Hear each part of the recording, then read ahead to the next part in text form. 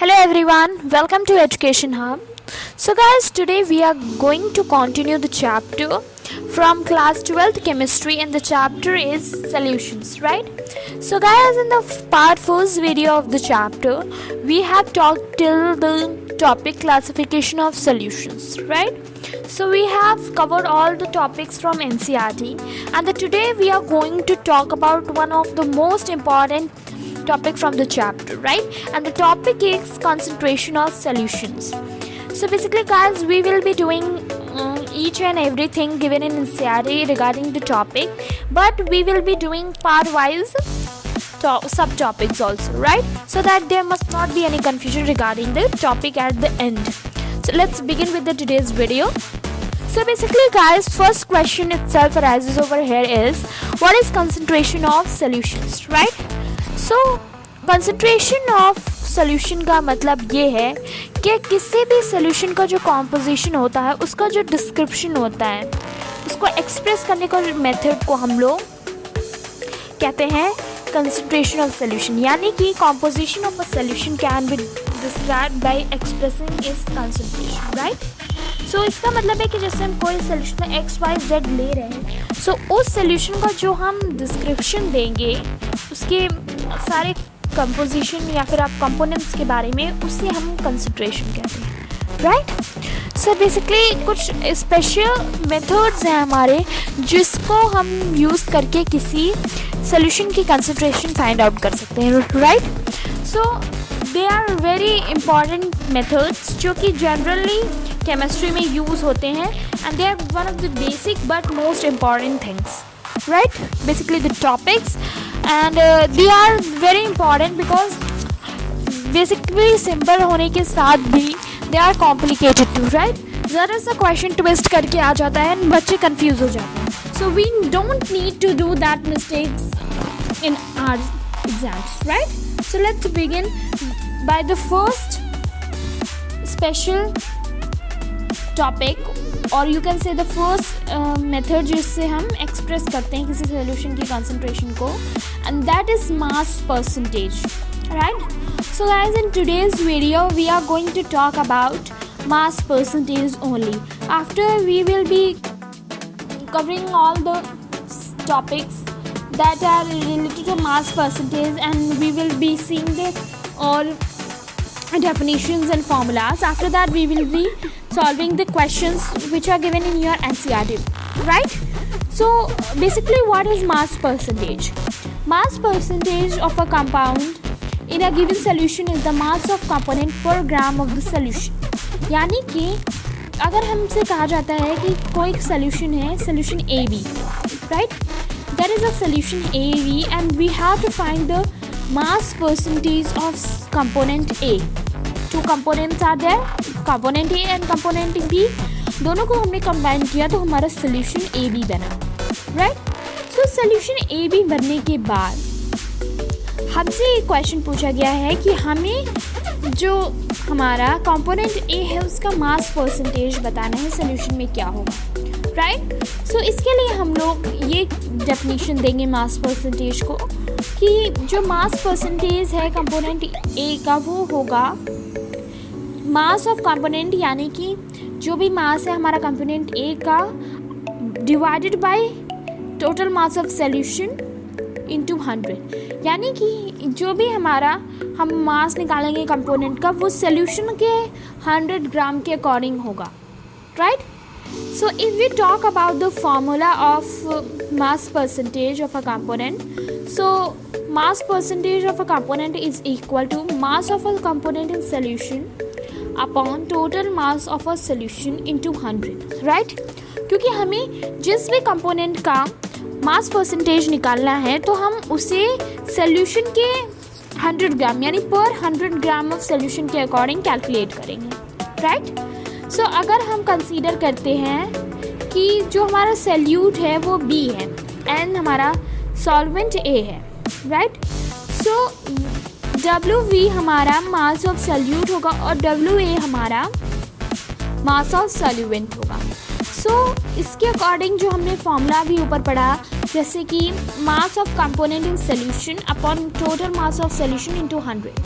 सो अगर हम इस फॉर्मूले में अपनी इक्वेशन के हिसाब से पुट करते हैं वैल्यूज़, तो क्या होगा, mass percentage is equal to WB upon WA plus WB into 100। मैंने नीचे टोटल मास ऑफ सोल्यूशन में WA प्लस WB लिखा है। WA प्लस WB का मतलब है कि हम सॉल्यूट प्लस सॉल्वेंट करेंगे तभी हमारा सोल्यूशन बनेगा ना। सो इस वजह से मैंने WA प्लस WB रखा, राइट। सो ये था हमारा मास percentage of a solution. Basically हमें यही चीज़ जिसमें सबसे ज़्यादा ध्यान देना है वो ये है कि हम किसी भी सोल्यूशन के किसी भी कंपोनेंट का मास परसेंटेज निकालेंगे। सो जो भी मास परसेंटेज हम कैलकुलेट करेंगे वो पर 100 ग्राम ऑफ सोल्यूशन होना चाहिए। अगर हमने ये चीज़ अपने माइंड से इरेज कर दी, सो अगर हम क्वेश्चन सॉल्व करेंगे then our answer will be wrong. यानी कि सबसे इम्पॉर्टेंट चीज़ जो यहाँ पर नोटिस करने की है हमें वो ये है कि कोई भी कंपोनेंट का मास हम कैलकुलेट करेंगे so that will be of per 100 gram of total solution mass, right. So ये था हमारा जो भी इम्पॉर्टेंट टर्म्स थे हमारे मास परसेंटेज सब topic, right. So now we will be doing the questions and we will be solving the question which are related to the mass percentage and they are given in our NCERT also, right. So I will be telling you how to solve the questions and how to understand the questions, right. So guys, this is the question and this question is from your NCERT Instex question, right. So basically इस question में हमसे पूछा गया है कि हमें mass percentage निकालना है बेंजीन और कार्बन टेट्राक्लोराइड का।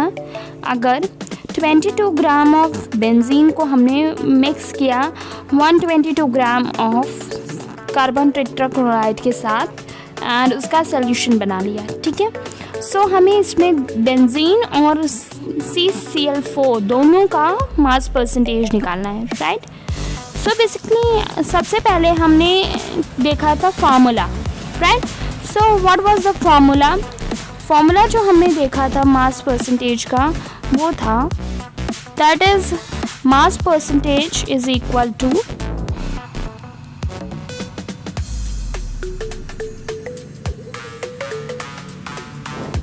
मास ऑफ कंपोनेंट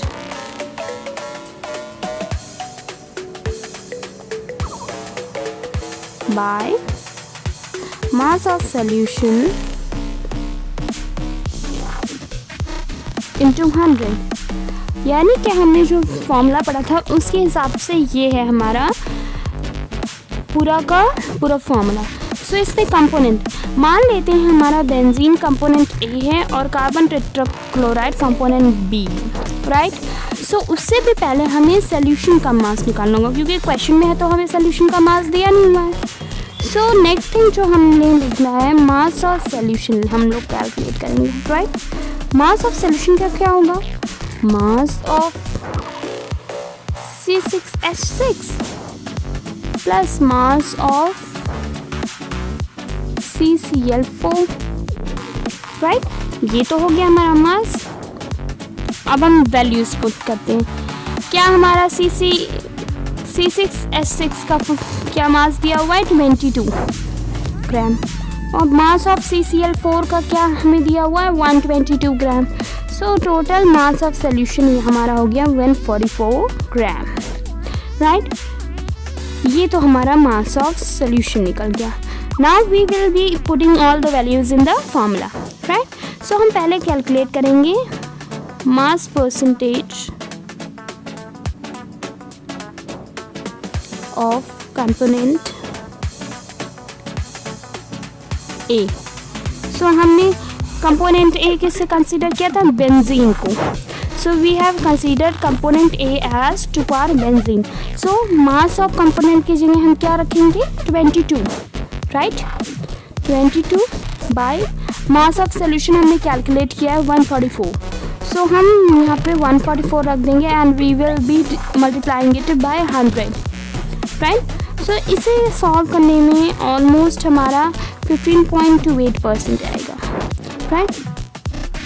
सिमिलरली हम लोग कैलकुलेट करेंगे percentage of components B.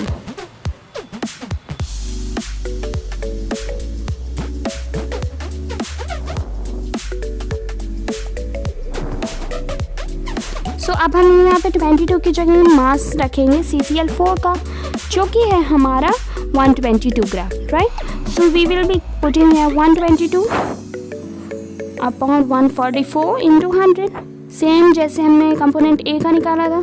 And इसको सॉल्व करने में हमारा ऑलमोस्ट 84.72% आएगा, राइट। सो ये पूरा सॉल्व करने में क्वेश्चन हमारा इस टाइप का पूरे सॉल्यूशंस आए, राइट।